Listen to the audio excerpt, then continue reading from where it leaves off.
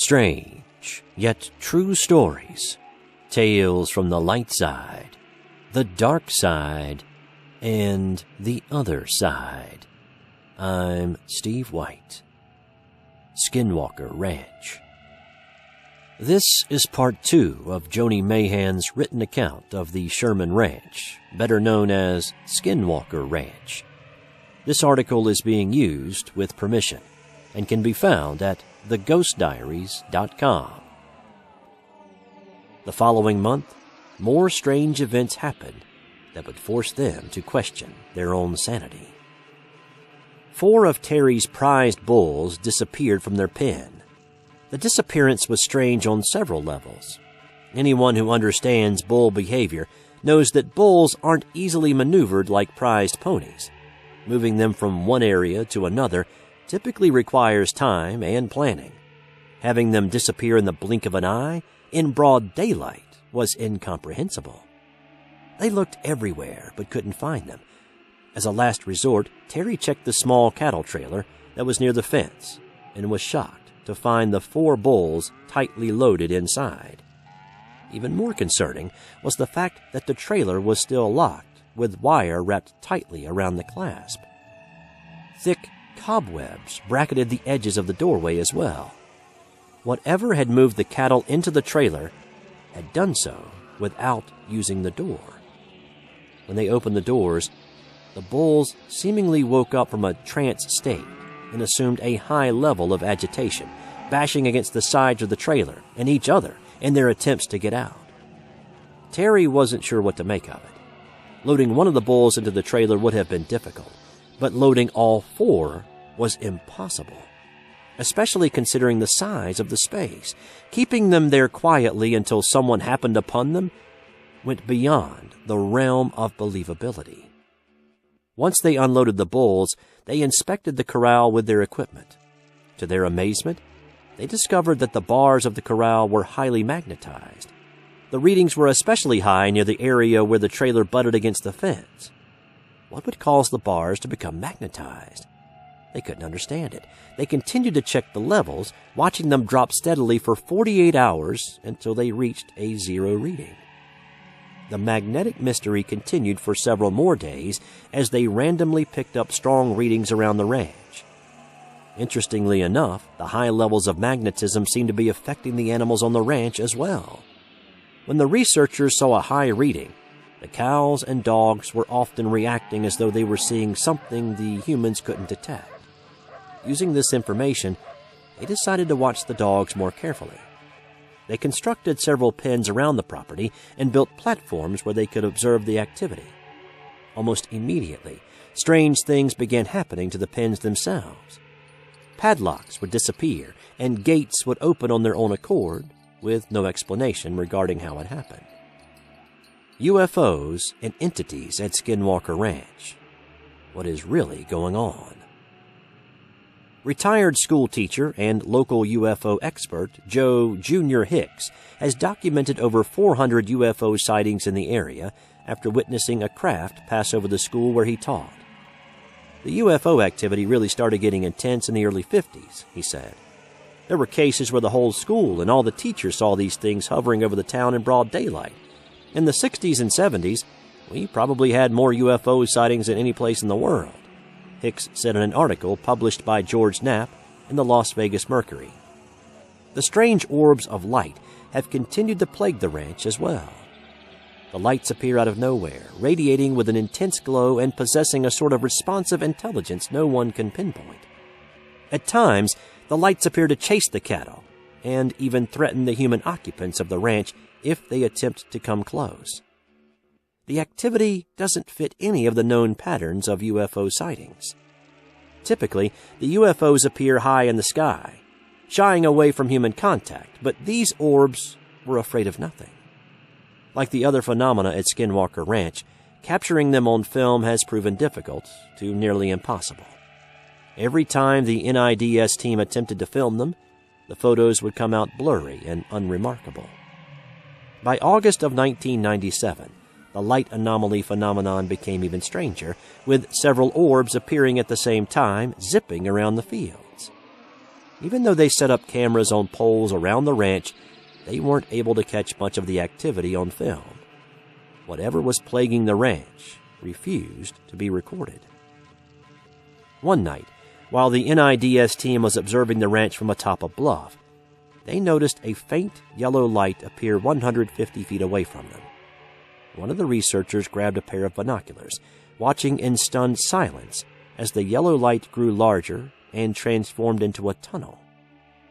"Something's in the tunnel," the man with the binoculars said, clearly in a panic. As he watched, a large, black, faceless humanoid lumbered out of the tunnel and walked away. The yellow light then slowly faded until it was completely gone. As the researchers tried to make sense of what they had just witnessed, they came to the horrific realization that whatever had climbed out of the tunnel was now sharing the darkness with them. They spent the rest of the night and most of the next day searching for footprints or signs of the creature's presence, but came up empty once again. The activity continued well into 1999. They still saw the strange orb lights, but still couldn't fully capture them on camera. The researchers began finding the cameras dismantled or missing altogether. The entities were not only elusive, but were also knowledgeable about our technology as well. According to one NIDS researcher, it isn't as simple as saying that ETs or flying saucers are doing it. It's some kind of consciousness, but it's always something new and different, something non-repeatable. It's reactive to people and equipment, and we set up the ranch to be a proving ground for the scientific method, but science doesn't seem amenable to the solution of these kinds of problems. Terry and Gwen were leaving the ranch one day to head back to their new ranch when they saw something dart across the field where they kept several horses.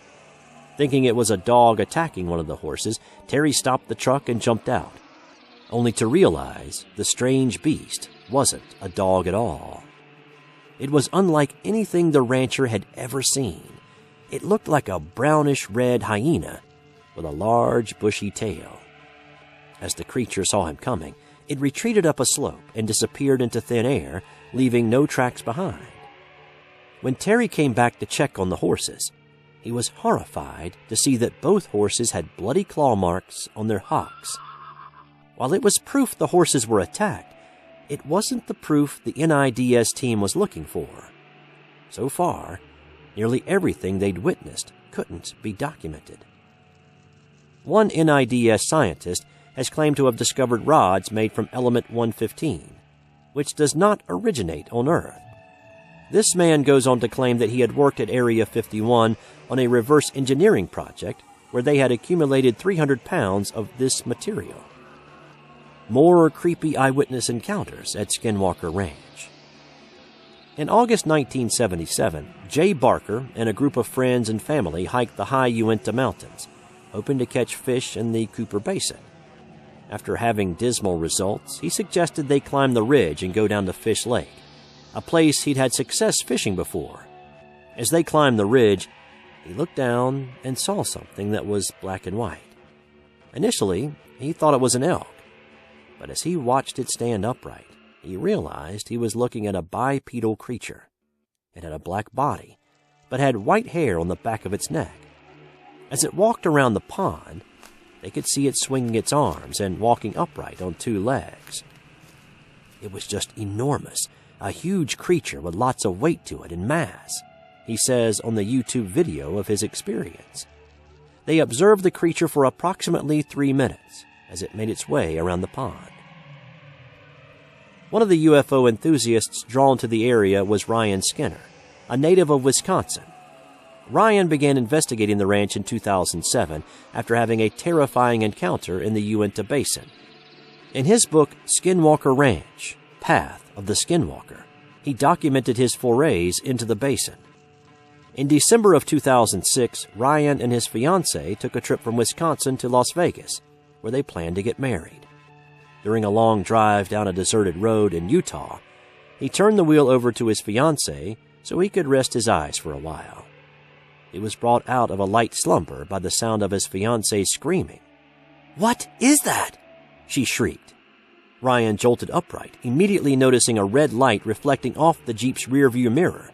At first, he thought it was just a reflection from a streetlight.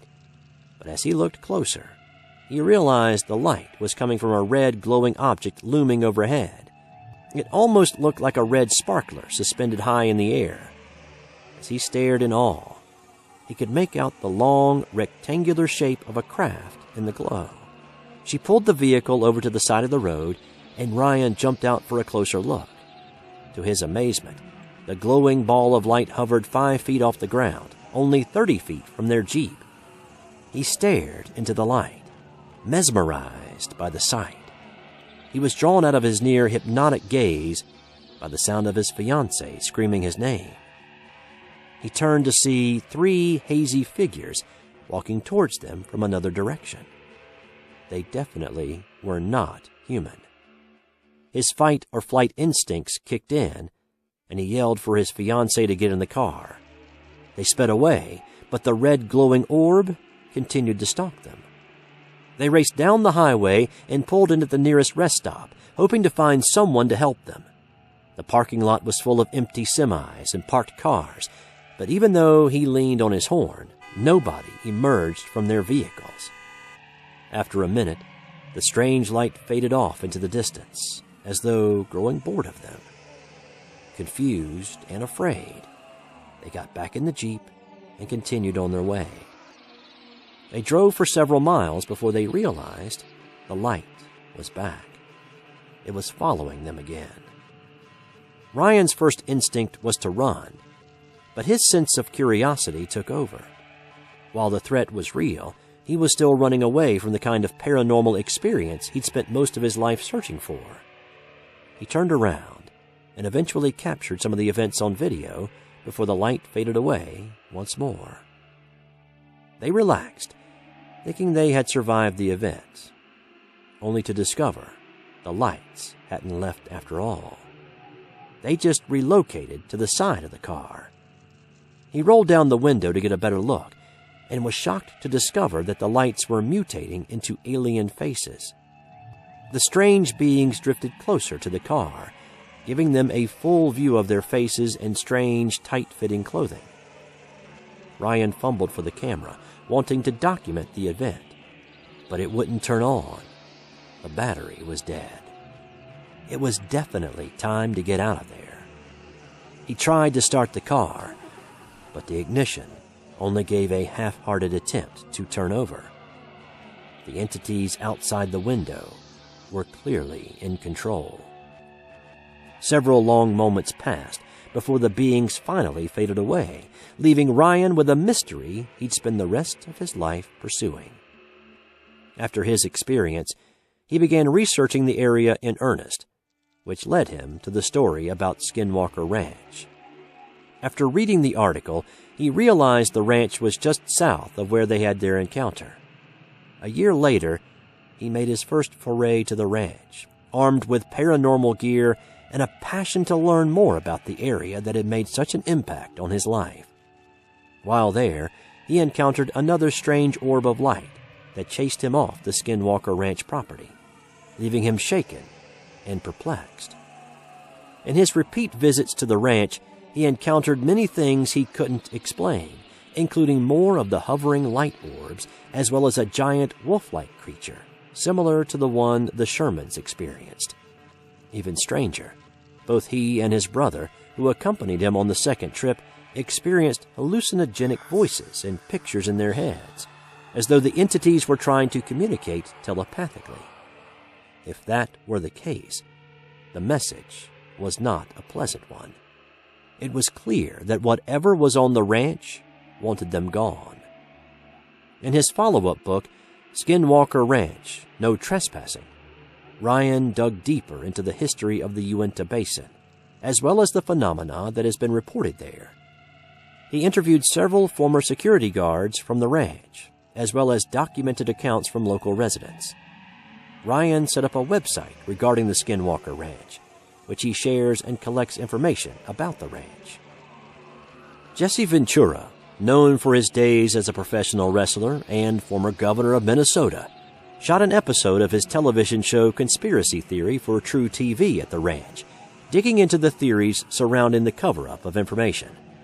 They too had electronic issues, as though the ranch entities were taking over the equipment and preventing further documentation.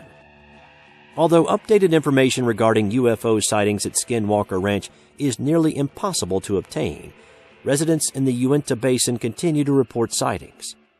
Corey Sarawap from Fort Duchesne, Utah, witnessed bright flashes of blue and red lights, followed by a flash of green light in 2012 outside the Red Pine Residential Treatment Center where he worked. The outside was green. You could see the trees. You could see the basketball hoop just like a light was on, a floodlight. It was so cool, he said of the incident. I still get chills thinking about that. Like, it's just so unreal, he said in an article in the Uinta Basin Standard. Sarawap set up a Facebook page to collect information from others in his area who have also experienced strange activity. The responses range from flashes of lights in the skies to a strange black being that hops from rooftop to rooftop. Theories about SkinWalker Ranch continue to circulate, but no one has yet to make any sense of the occurrences. Could it be extraterrestrials keeping tabs on the human race? Or perhaps it is a portal to another dimension, where creatures travel to and from our world. One report that was recently released was rather frightening. The Uinta Basin has a higher than normal rate of stillborn babies. While researchers blame the issue on pollution, others aren't so easily convinced. Is it due to poor air quality? Or could it be something else?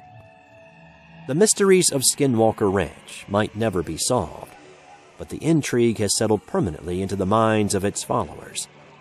There is no place like it in the world. This article was written by Joni Mahan and is being used with permission. Joni is a paranormal investigator and author. You can find her paranormal books on Amazon. This has been another strange but true story. Do you live near the Uinta Mountain Basin and have any strange stories you'd like to share? Send them to us at strangebutTrueStories2@gmail.com. I'm Steve White. Until next time.